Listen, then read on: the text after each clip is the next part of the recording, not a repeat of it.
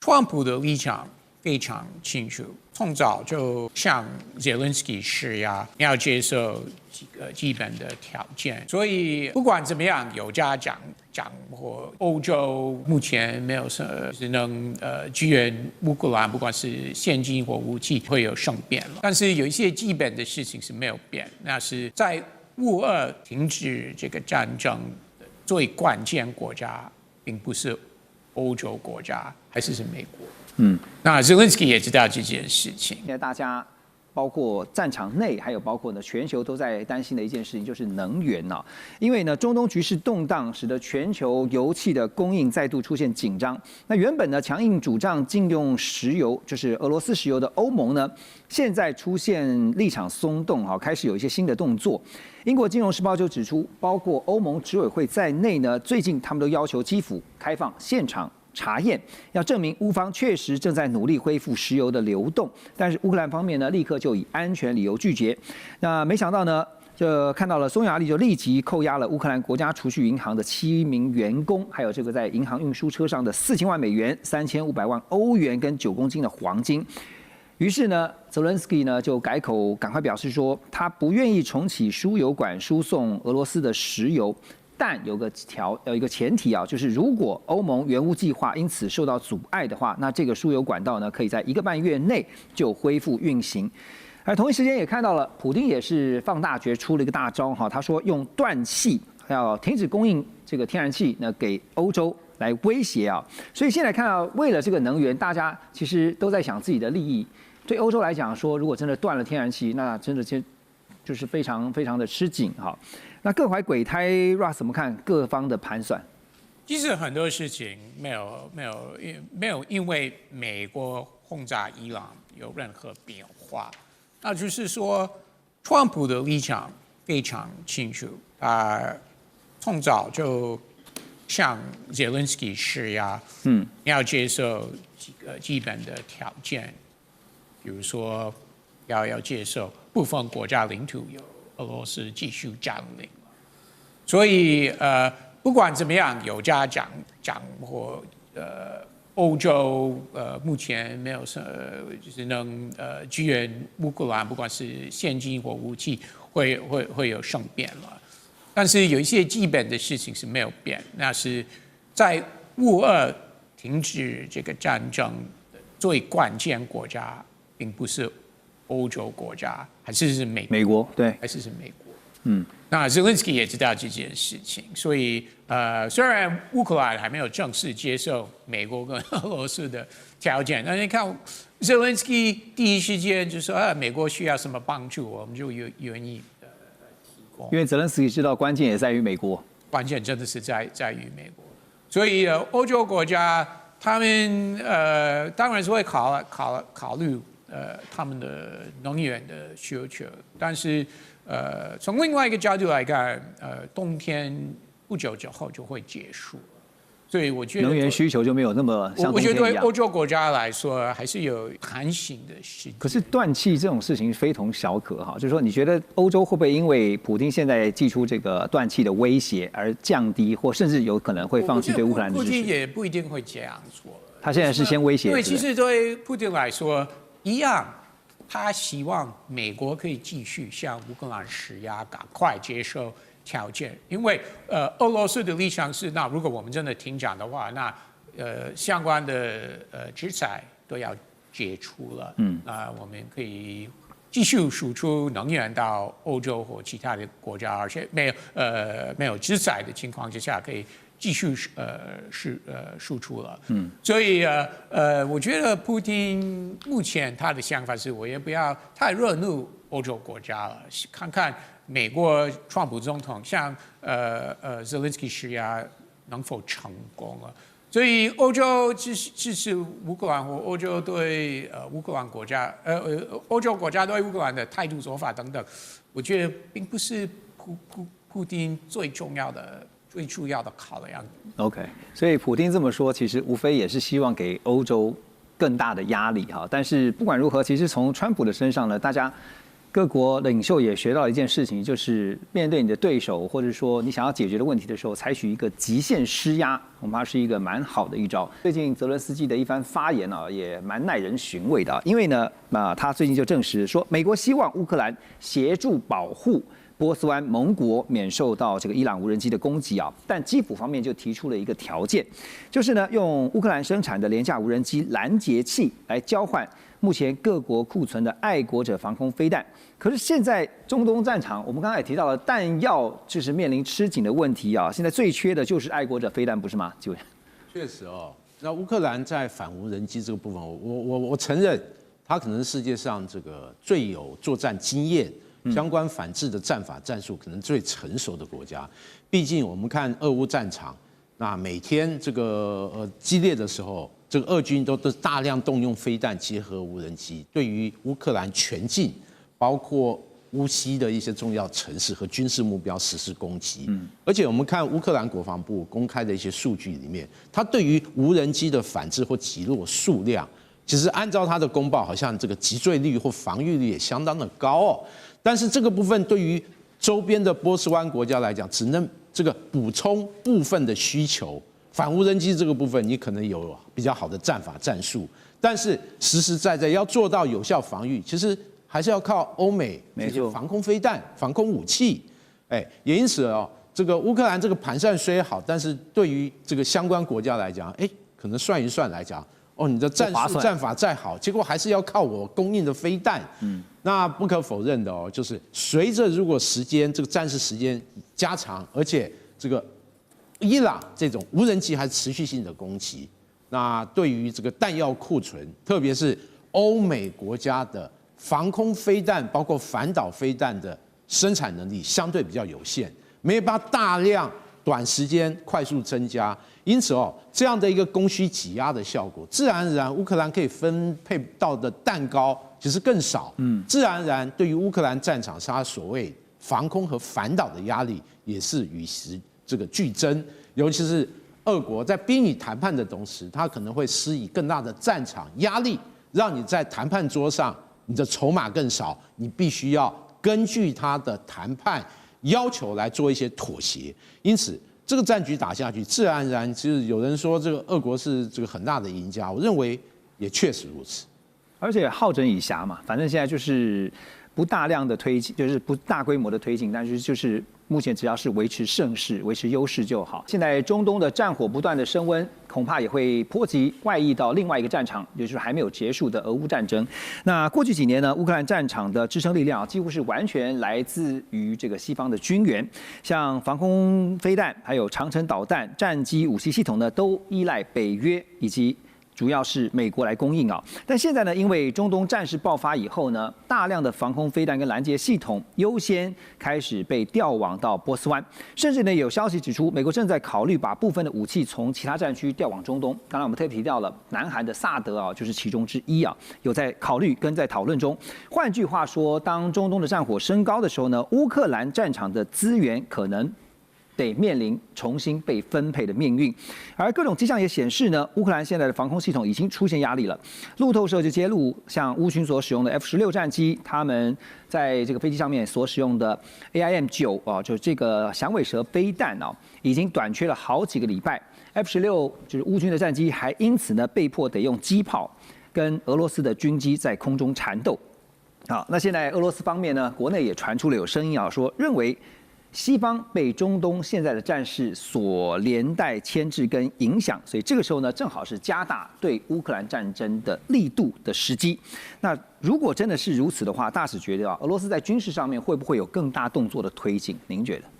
我觉得有可能，可是也不尽然，因为事实上的话，现在是川普的一个比较困难的一时刻啊。那你要从普丁的角度上来看啊，俄罗斯的角度上来看的话，其实我一直认为，现在普丁最大的这个政治资产啊，在相关于俄乌战争啊，就是川普本人。你再也找不到一个美国总统啊，全然接受俄罗斯的和谈条件，最佳助攻员，而且帮你一起对这个泽伦斯基施压。川普见到普丁，两个人是有说有笑，见到这个泽伦斯基都板起脸来了。而且过去川普上任1年来，帮了普丁大忙啊。因为武器供应也断绝了，然后向这个乌克兰施压，要乌克兰接受基本上是普丁的条件的一个和谈，一个停战的一个安排。对，所以你还能找得到，就普丁来讲，你还能够找到这么大的一个帮手吗？对，所以现在川普有难的话，他虽然很在乎伊朗的命运，可是呢，用这个时机给川普落井下石的话，那对于俄罗斯从战略上考虑，我认为并不明智。就普丁还需要川普？非常需要，因为川普对这个普丁来讲的话，真的是我认为是天上掉馅饼，那这个馅饼而且是又大又香的，那是很难割舍的，而且川普对欧洲人也不喜欢对不对？那所以就变成就是说，欧洲人现在恨得牙痒痒的。那普丁事实上两面受惠，对，欧洲这边也得不到川普的关爱，然后泽伦斯基根本就是被当作这个应该接受俄罗斯的这样子的条件的对待，所以我们照一般的判断说，这个就是你这边吃紧了，那我这边机会就来了。可是我觉得要从拉一个战略的高度来看的话，我觉得这不是对普丁有利的事。对，《纽约时报》有一个最新报道因为他们分析了俄军接下来的目标是在接下来几个月之内要拿下3处重要的战略要地，增加俄方的谈判筹码。这3个地方呢，分别是东南部的扎波罗热州的胡里艾伯勒镇，还有乌东地区顿内茨克州的红军城，以及呢米尔诺格勒市。目前呢，俄军最具威胁性的攻势是发生在扎波罗热的胡里艾伯勒镇这个地方呢是在最近的战事当中，那曾经是稳定当地部分战线的要地，可是现在几乎已经完全被俄军控制。那另外在顿内茨克州呢，乌军的重点是守住红军城。红军城在我们的节目当中也被讨论过好多次来来回回的但是你可以看到现在呢还是在讲红军城。另外一个就是米尔诺格勒这2个城市，虽然俄军在这2个据点付上了非常大量的伤亡的代价，但是呢，莫斯科当局相信在消耗战，他们最终还是能够打败乌克兰。好，说到了乌克兰，其实乌军现在就是面对俄军就跟你拼了，消耗你 ，OK， 我就是跟你打消耗战。拼得了这个经得起这样的消耗吗？老师这边的话，其实我们先说，我个人会认为，现在这三座城池啦，这一个攻击，非常像2次世界大战里面的斯大林格勒，双方其实已经有一点会是一顿面子之争，所以其实乌军会觉得说，我已经投入这么多了，我不能丢掉这3个城市。那也同样的，对于俄罗斯来讲的话，他也会认为，我拿下这3个城市，对于我日后的谈判，或者是说这3个战略要地，我可以去控制的话，对于我未来要去，不管你要说威胁也好，或是控制也好，或者是对乌克兰持续是施加压力，这3个城镇是有它的战略的价值存在，非拿不可。那这3个为什么这3个这么重要？第一个，它是交通中心，所以如果我能够拿下来的话，如果它属于俄罗斯这一边的话，未来它有可能就会变成是我俄军要下一步对乌军发动行动的一个攻击发起线。那第二个的话，有一些这几个城市，其实它都在一个相对来说地势可能比较高的地方，所以它可以去对周边的一个低地去进行一个控制。所以因为我们知道俄罗斯它是乌克兰是个平原嘛，所以如果有相对高一点的丘陵，对于控制战线来说是有它的一个优势的。那为什么现在感觉好像莫斯科好像这个信誓旦旦觉得应该可以拿得下来？主要的原因就是因为我们知道在俄乌的战场上面是这个无人机，我们现在在这个台湾或亚洲华人圈是这个新年很快乐，可是在这个俄乌战场那一边是冰雪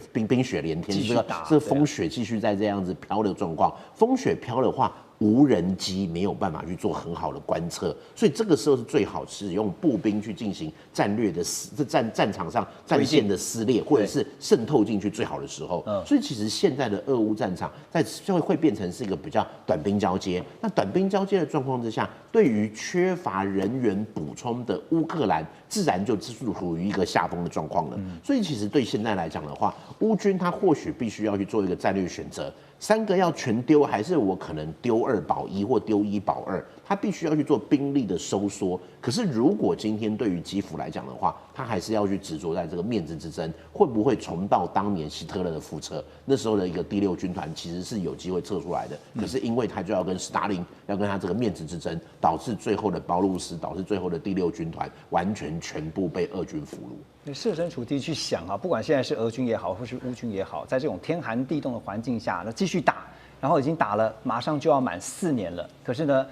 能够看到终点吗？在今年发生吗？会不会就是在今年的6月份呢？因为最近传出啊，乌克兰总统泽连斯基现在很有压力哈。那因为除了军事上面我们提到这个压力之外呢，《金融时报》也报道说，美国也在施压乌克兰啊，因为川普实在没耐性了哈。就定了一个日期，说必须在5月15号以前举行总统大选，而且呢，针对跟俄罗斯达成的任何和平协议要进行全民公投，否则乌克兰就可能会失去美方先前打算要提供的安全保障。那乌克兰方面呢，已经着手规划相关的投票作业，所以看得出来，这个川普的压力是很难扛得下去哈。那这个泽连斯基也向媒体表示，美方希望在6月以前签署所有的文件，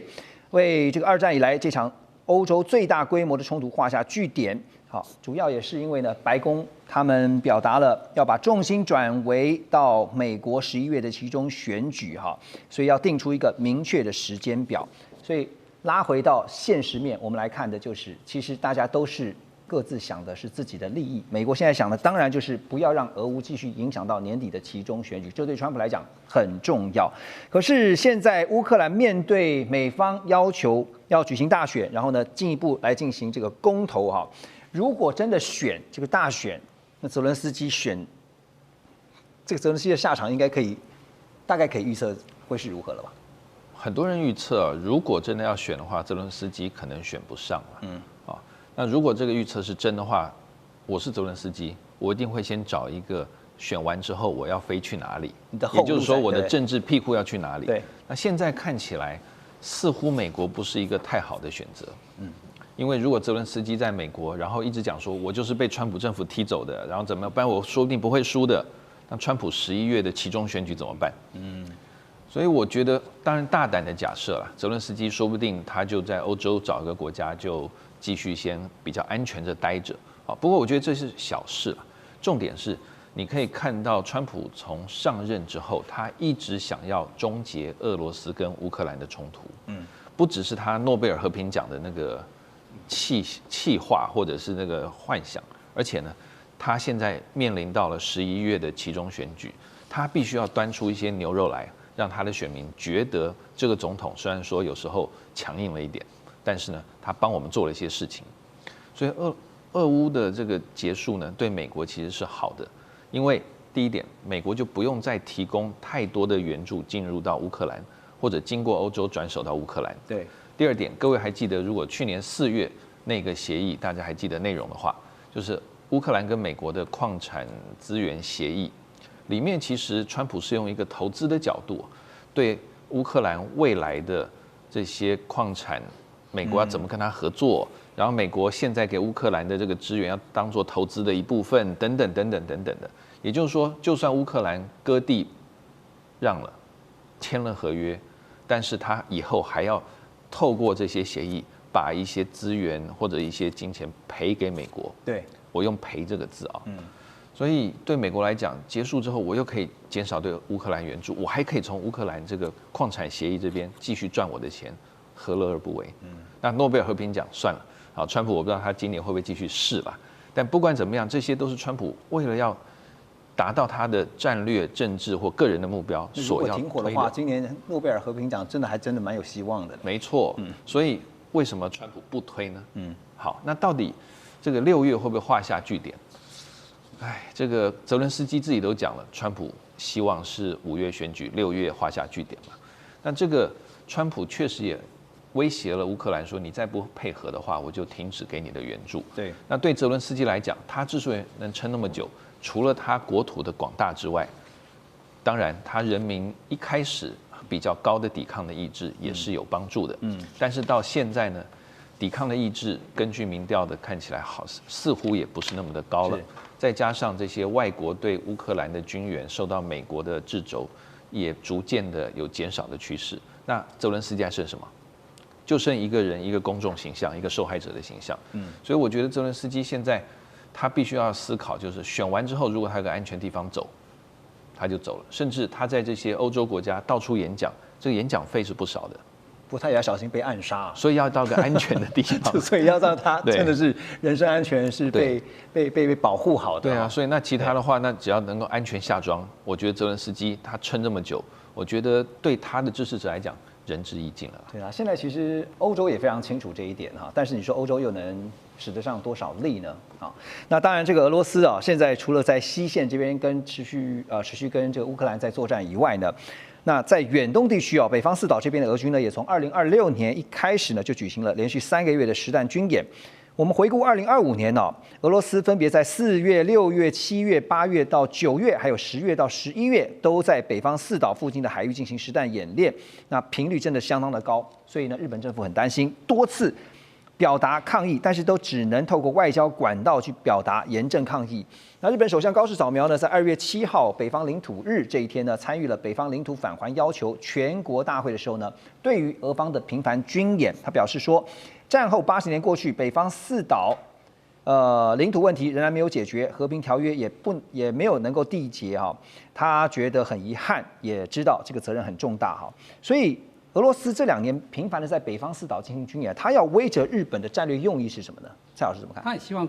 日本不要跟美国走得太近了，但是这我们必须要回到一个原点了。为什么高市他2月8日的时候得票率会那么高，就会跟这位结合在一块？因为日方嘛，你只是用跟俄罗斯去讲话，那俄罗斯可能不会太理你。但是我们会看到，这是在2月7日。那2月8日的话是投开票，2月7日他去讲这一句就是这些演讲之后的话，会得到多少一个选票？而且他没有放弃北方四岛。当我们也知道这个要拿回来的可能性不是很高。不过你作为一个首相，你一定要坚持说我要拿回我的一个领土。2月24号，大家都知道，俄乌战争已经满4周年了，在我们录影的今天，已经是进到第5年的几天后了。那美联社呢，在最近提供了6组的关键数据啊，给外界参考，包括了俄乌双方因为这场战争死伤大约有180万人，乌克兰平民死亡14999人，将近15000了。那俄方呢占领了19.4%的乌克兰领土，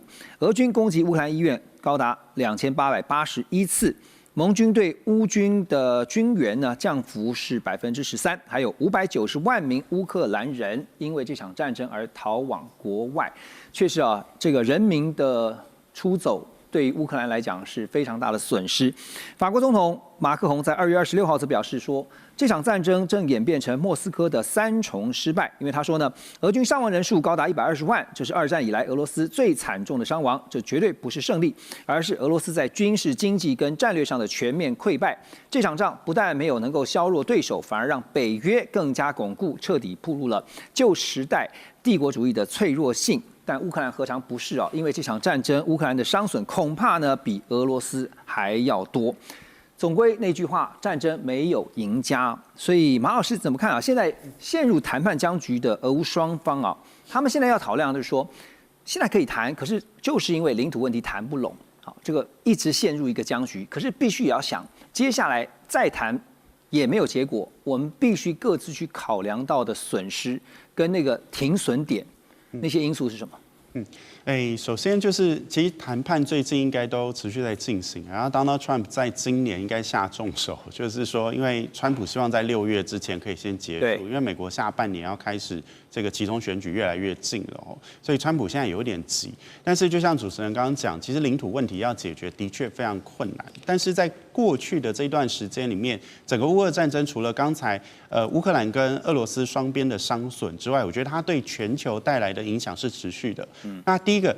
你我中午买的便当其实价格都变贵了，大家以为这件事情跟乌俄战争没有关系，其实它是联动的，因为在乌俄战争之后，只要全世界有一个战争持续在发生，这个世界的物价就会一直往上涨，造成通膨。它牵涉到的不光是能源，还牵涉到交通的运输，还有这个粮食的生产各方面，它都会联动。所以只要有战争持续打的话，这个世界的经济上面，我们成长再怎么厉害，还是会有很强的通货膨胀。那现在我认为俄罗斯的这个内部的通货膨胀问题也是非常严重哦。2026年 IMF 的估计，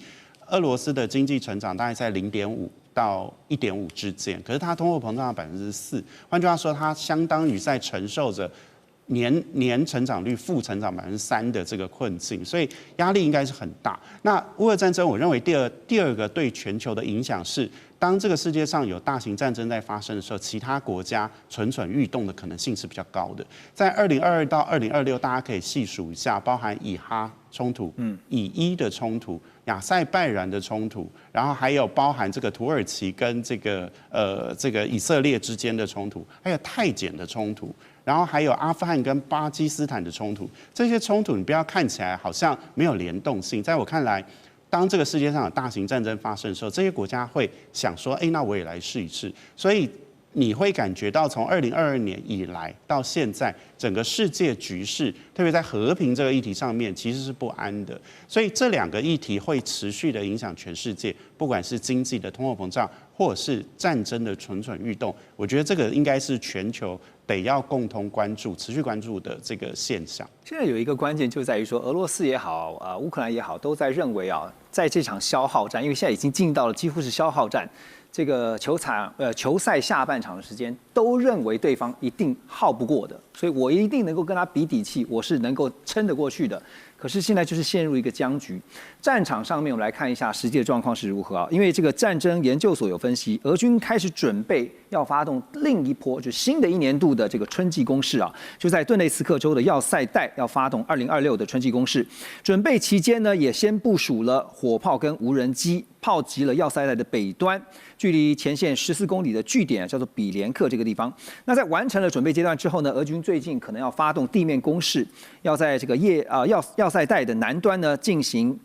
战场的空中封锁，那透过后方的空击来打击前线后方100公里以内的目标，而且还向这个地方叫做斯拉维扬斯克这个方向来增派兵力。那这次又其实春式攻击，我们真的听了，你看4年就是等于是来来回回，每一年的春天都是来一个春季的攻势啊。但这次的春季攻势瞄准顿内茨克州，肖伟兄觉得，而且是瞄准了要塞带啊，俄军能够大举的就说一举大幅的推进这个更大的战果吗？你觉得？目前其实来看啊，我个人真的认为难度很高。为什么？其实俄军在这4年的消耗之中啊，他的真正的专业性的这个军人消耗掉数量相当的这个多，而且啊，这个专业的军人的这个损失，往往可能不是短时间之内就能够弥补过来。所以像俄罗斯，他最近也在用到那种类似像公庙义勇队这个概念，你知道吗？什么叫公庙义勇队啊？民团的概念。民团。但是其实这些民团啊进到前线之后，其实给前线部队带来非常大的困扰。为什么？因为这些民团他可能比如一个班这个8个人来了2个民团这样人，那对于我一个班的班长来讲，我要命令你去那个作战或干嘛，这些人可能不见得服从命令也就是说，这些人的服从性真的往往会让这些班的这个指挥官或者说甚至于连这些基层部队的这些指挥官非常的头痛。那也就是说，这些人往往第一那个对于这些基层部队的指挥官要解决这个问题，最好的办法是什么呢？第一，就把他们放出去做这种消耗性的这种任务。他们出去就可能就被3下2下被乌克兰军队砰打死了，然后去减少自己的问题，因为这些人往往在部队里面会影响到你真正部队的这样一个生存性，而造成了困扰。对，会造成很大的困扰。对，那所以如果未来这个也有一些其他国家认为说可以应用这种公庙义勇队跟正规军结合，可以强化所谓的什么防卫韧性，千万不要这样想，这是很危险的想法跟行为。那当然，为什么会在顿内茨克州要动手了？因为其实顿内茨克州就是当初俄罗斯认为就是这乌东这几州里面应该就是要属于俄罗斯的，而且呢乌克兰当初在顿内茨克这几个州里面相对来说那种所谓的排俄的这种动作做的最彻底。那所以对俄罗斯来讲，彻底的控制顿内茨克州是他认为未来跟乌克兰在进行谈判的时候非常重要的依据。也就是说，如果说今天我在谈判说你现在顿内茨克州已经全部被我占领了，你还要回去干什么等等之类，对乌克兰来说可能就会变成一个越来越变成一个不得不接受的一个议题。现在乌克兰还积极反抗的一个原因是顿内茨克州你还没有办法全面控制嘛。但你说俄罗斯他现在有没有办法能够那么顺的就把这几个州打下来呢？难度很高，因为我们刚刚讲，第一是这个专业部队的这个损失之外，第二现在两边因为由于这种无人机以及各种的这样一个所谓的不对称称战力建立起来的这样的战场耗损呢，让双方已经缺乏一个完全能够打破这个那个所谓的那个军事平衡状态的这样一个态势。像你说一战的时候，出现坦克车，然后就把原先的豪舰战打破。二战的时候呢，当然也有很多这种关键性的新武器，但当然最主要还是靠数量。数量永远是战场上的一个最重要的一个铁则。但是现在俄罗斯的问题就是它集中不了决定胜负的数量，而且即便有数量，这些部队的这些士官兵呢，它本身的素质已经跟4年前开战当时俄军素质相去甚远了。那对于但是相对来说，乌克兰的情况也好不到哪里去。乌克兰在这些年来，虽然说好像大家感觉看到的数量乌克兰好像相对来说损失比俄罗斯少很多，但是我觉得那很多是因为为了在宣传上刻意不要让大家觉得乌克兰处于一个绝对劣势的情况下。但实际上，你看整个2025年下半年俄罗斯在乌克兰境内进行这种所谓的渗透跟这种所谓的渗透攻击跟这个控制领土面积是的确有相当大的扩展。虽然最近也有很多人说乌克兰夺回了不少领土夺回了300多平方公里，但是整体来说都无济于事了。对，基本上无济于事了。那也就是说，俄罗斯在整个俄乌冲突现在这个态势里面，还是拥有一个优势，但是它的优势却又不足以产生一个完全翻盘的这样一个结果。所以未来它即便要发动这个要塞带攻势，它想要的战略目标是：第一，控制全部的顿内斯克州；第二，它的这个战术能力能不能够达成它的战略目标，大有问题。是等待谈判的结果的同时，就是反正俄乌双方就是继续打，在军事上，在外交上呢就继续谈。可是呢，也看到了2月26号这个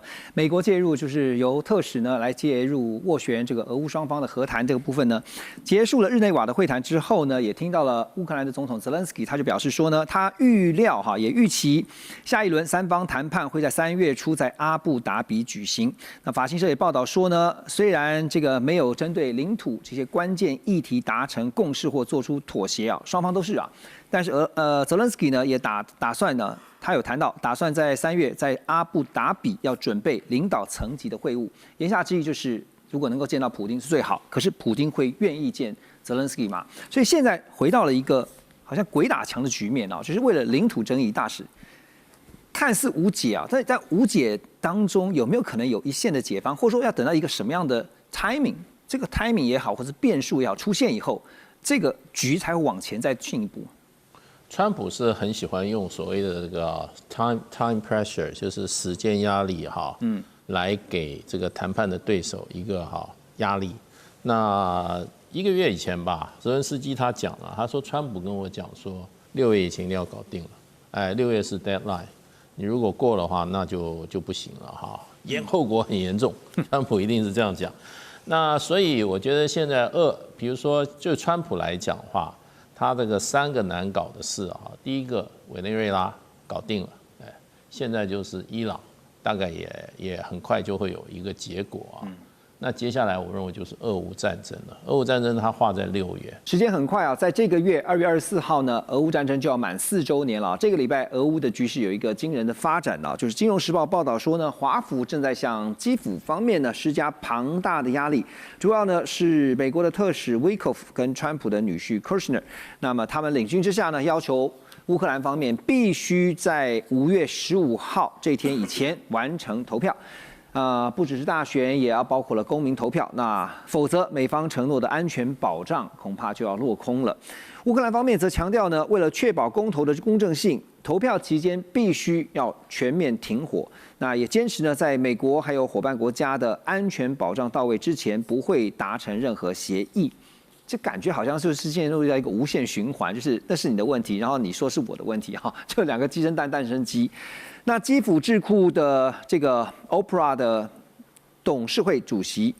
那叫做艾瓦佐夫斯卡，他指出，他说如果要举行大选，可是选务工作呢最少还要6个月的时间。如果又没有停火，俄罗斯呢更可能用无人机这些手段来干扰投票，威胁各地的投票所。言下之意就是我们也可以举行选举可是呢，这个万一这个无人机又来攻击我们，在这个战火之下，投票一定会受到影响所以不是我们的问题。所以真的是回到了蛋生鸡，鸡生蛋，那到底是谁的问题呢？可是现在美国已经下通牒了，就告诉你，还定出了这个时间，5月15号以前，基辅扛得住吗？难，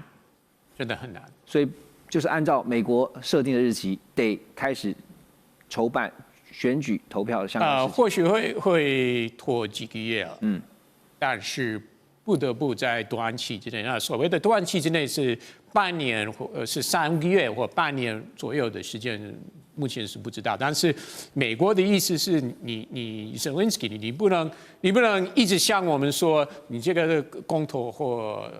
大选是要拖到8个月或9、10个月之后，甚至需要1年时间，明年初才能办。对，这个是美国根本不接受。因为现在川普会担心的，其实就还是他的期中选举吧。因为这个会，其实我觉得跟期中选举没有很大的关联，因为期中选举是谁会掌控参议员或众议员，不是靠乌克兰乌俄战争这个议题，而是应该是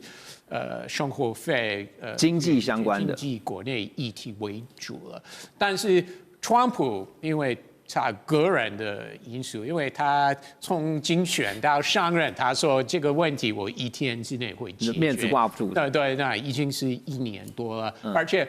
对川普要这样公平一点，其实他本来也不用那么在乎这个议题，所以我个人是认为他是愿意投入他自己的，算是英文就是叫做 political capital， 但是他个人的政治资本，对，说我可以解决这个问题。我真的要当这个 peacemaker， 我要当这个调停人。他愿意这样做，对我真的觉得我们还是要支持他，他愿意解决这个战争了。但是他很明显，对川普来说有一个重点。乌克兰，你真的要接受你部分国土领土是割让给俄罗斯，不管是你总统说的就算，或你经过公民投票，你这部分你一定要短期之内接受。可是如果时间到了没发生怎么办？你觉得美国会向 Zelensky 施压，就没有安全保障喽？就这样子？那 Zelensky 就会下台。OK， 我真的觉得 Zelensky 的时间可能是已经是进入最后一段，所以你才刚刚说，乌克兰这边基辅方面要抵抗很难哈，扛不住这样的压力。那究竟各方的底线思维是什么？比如说从俄罗斯、从乌克兰，还有包括美国跟欧洲哈四方的底线思维，等一下请马老师啊带我们来了解哈。那也来看啊，因为乌克兰这边呢，泽连斯基就强烈指控说，俄罗斯先前对乌克兰的能源设施发动了大规模的空袭啊，动用了超过400架无人机，还有40多枚的飞弹，来锁定了电网、发电厂还有配电站这些关键基础设施来进行轰炸。谈判最大的障碍，目前大家一致看啊，也包括了东部的顿巴斯，那它的去留问题。俄罗斯方面要求掌控整个顿巴斯，可是乌克兰目前仍然控制其中大约有5180平方公里的土地啊。虽然说，基辅对于这个非军事区或者是自由贸易区这些方案是持开放态度，但是摆明了底线其实就是拒绝割让领土。好，所以普丁现在这边呢，则是表明顿巴斯他要定了，还有包括呢扎波罗热核电厂啊，通通都拿下来。啊，这个也是俄罗斯的底线嘛，所以从各方的底线怎么去看现在这个俄乌的战事？是，我觉得最大问题还是在领土的问题啦，就是说现在顿巴斯俄军所占，就是其实美方的意见就是说，那就以现状嘛，现状就维持，然后设一个这个非军事区，让两边隔开来，不要有军事冲突，就可以和平。但是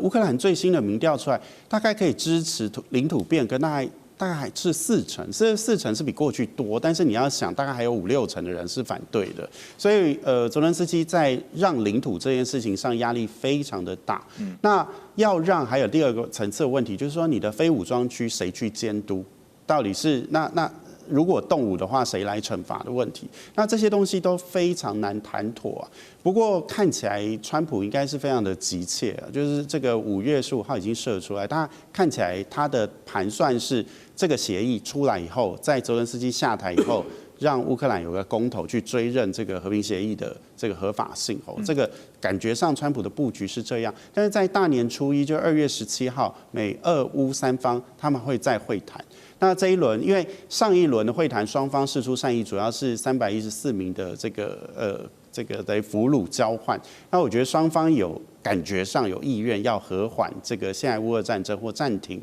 这一场战事，但是真的就是恐怕不是这个扎波罗热的几个电厂的问题啊。这个电厂曾经是欧洲最大的核能电厂，它里面有六座的这个反应炉，我们的核3厂2座，所以你可以想象它的规模是很大。但是我觉得那都地上物反而不是重点，重点还是它这个领土划界还有安全的确保，谁去 guarantee？ 所以现在变成是美方也在为泽伦斯基找一个看能不能。其实美方从川普上来以后，他态度就很明显嘛，就是说泽伦斯基你不要再吵了，就是反正就是现状，你也不用再争，你也要不回来，要下去大家都两败俱伤，所以听我的就停下来，至少我们可以保障人命嘛。对，所以看起来就像刚 Ross 讲，就是他的确美方是想叫泽伦斯基吞下去，但是泽伦斯基有名义上的压力啊，所以也许说不定改选之后，说不定是个契机，因为。新的候选人新的当选者，他不见得需要就是像泽伦斯基这么坚持。泽伦斯基有这个内部的压力，对，他是过去一直坚持要对抗这个路线，他不可能翻盘嘛，所以也许说不定换是一个契机，但是能不能换基辅也没有松口，他会不会选举，所以这都是未来的变数。好，泽伦斯基也透露说啊，根据他们所掌握到的情资啊，显示说美俄双方呢正在针对一项价值高达12兆美元啊，折合台币大概是379兆啊，这个双边的经济协议架构在进行讨论中。那这份呢被称为是德米崔耶夫包裹的方案呢，涉及了放宽对俄罗斯的制裁，还有长期经济合作。当然，这个媒体也报道，包括说以美元计价的这件事情啊，就是重新有被讨论啊。那来源是这个《华盛顿邮报》，他说这项计划呢是以俄罗斯主权财富基金直接投资基金的这个执行长普丁的亲信，叫做德米崔耶夫来命名的。好，那回到这个问题，就是说美俄双方现在当然透露说这样的一个计划正在讨论，可是。归根究底的还是在估量双方各自可以拿到什么样的经济利益，这个部分怎么看？对俄罗斯来讲，它因为被美国 G7、欧盟还有澳洲，有个 REPO 这个冻结了它2800亿到3000亿美金的这个资金，对他来讲最大利益就是这个资金能够解冻，能够让它归还它，而且它可以做充分的利用。那为什么是德米崔耶夫呢？因为他是这个主权基金的操办人，他是这个 CEO， 所以这个金额我是有点质疑啦，有没有金额到这么大？因为总共也只有2800到3000亿，那即使要去投资，看起来也应该不会到达这样的金额了。对，所以对俄罗斯来讲，如果解除制裁的话，那俄罗斯的经济就可以翻好几番，它也可以重新可以活络起来了。